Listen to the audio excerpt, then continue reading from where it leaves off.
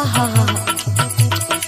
ओके ऐसा ना करे के चाहत रहल, ओकरा कैला का सजा ओके भगवान दिहन। अच्छा अभी बतावा, धोखा खैला के बाद प्यार करे वाला आप प्यार के बारे में तोहर का ख्याल बा?